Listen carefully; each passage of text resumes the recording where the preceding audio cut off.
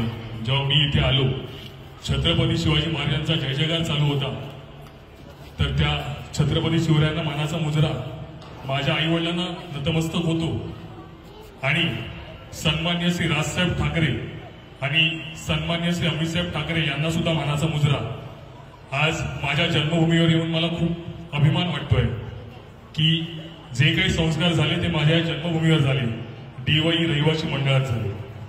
त्यामुळे मी तुम्हा सर्वांचे मनापासून आभार मानतो की जी काही समाजसेवा मी आजपर्यंत करत आलो, तुमच्या आशीर्वादाने मी ती नेहमी करत राहील आणि याच्यापेक्षा अजून भव्य दिव्य कार्यक्रम पोलीस कुटुंबियांसाठी करत राहील.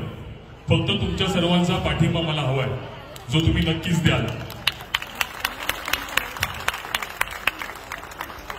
दिवाळी चालू व्हायच्या आधी श्री अमितसाहेब ठाकरे यांनी गृहमंत्री देवेंद्र फडणवीसांना पत्र लिहिलं की सर्वांना बोनस मिळतो, पण पोलीस कुटुंबियांना पोलिसांना बोनस मिळत नाही, कृपया तो द्यावा.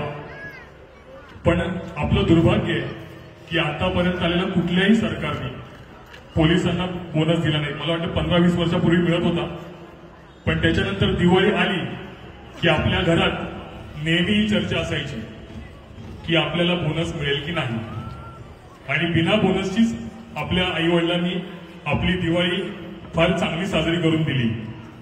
पण मला एकच म्हणायचंय की आपल्याला बोनस कधी मिळेल, जर तुमच्या आमच्यातलाच पोलीस कुटुंबातलाच कोणी स्त्री किंवा पुरुष गृहमंत्री झाला तरच. तोपर्यंत मिळणार नाही, लक्षात घ्या. आणि नेमकं आपण कमी कुठे राहतोय लक्षात घ्या. मी आज 17-18 वर्ष राजकारणात आहे. एका पोलिसाचा मुलगा म्हणून मी राजकारणात आलो खरा, पण एक सल मनात आहे. हे लक्षात घ्या मी काय म्हणतोय की आपल्या पोलिसाचा मुलगा जर मोठा होत असेल तर कृपया माझी सर्वांना मनापासून विनंती आहे की आपण त्याच्या पूर्ण 100% पाठीशी उभे राहा. कारण समाजकारणात किंवा राजकारणात काम करणं खरंच खूप सोपं नाहीये. पायाखाली निखारे घेऊन चालावे लागतात, डोक्यात काटेरी मुकुट घेऊन चालावा लागतो, समाजातल्या प्रत्येक व्यक्तीशी संघर्ष करावा लागतो.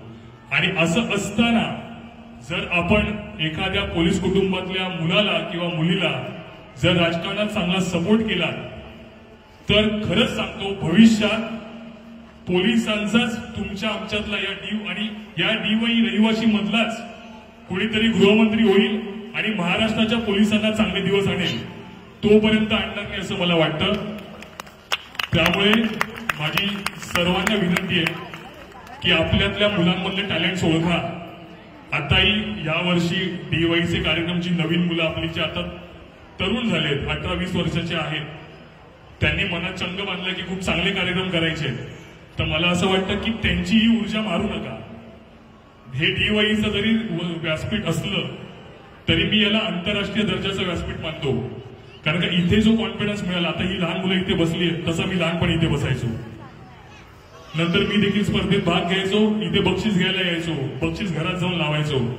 नंतर मी मोठा झालो यांच्यासारखा, मी म्हटलं आपण पण काम करायचं. मग कधी खजिनदार म्हणून काम केलं, कधी अध्यक्ष म्हणून काम केलं, सगळं केलं. आणि मग मी राजकारणात आल्यानंतर मला वाटलं की इथे भव्य दिव्य कार्यक्रम झाले पाहिजेत, कारण काही माझं मंडळ आहे, या मंडळात मी जगलो आहे. त्यामुळे जर मला काही चांगलं करायचं असेल तर मी इथे येऊन केलं पाहिजे.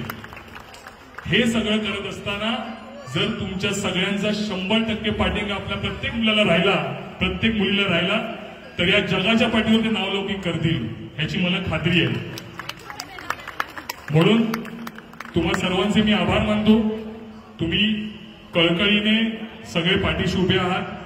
ज्या सगळ्यांनी मला आजपर्यंत सहकार्य केलं, माझ्यावर प्रेम केलं, त्या सगळ्यांचे मी आभार मानतो.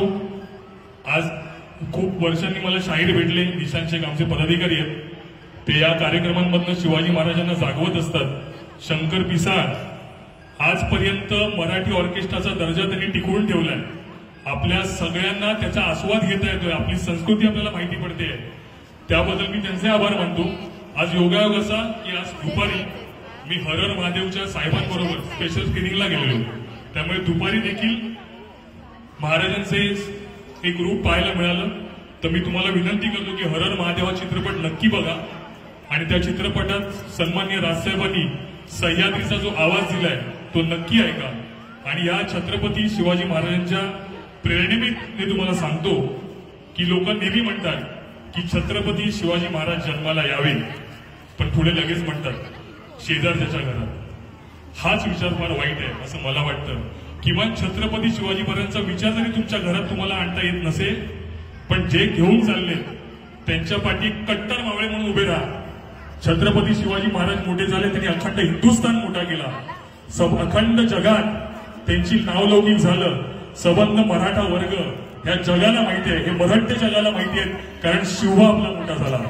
तर मी या दिवाळीच्या प्रसंगी तुम्हा सगळ्यांचे परत एकदा आभार मानतो.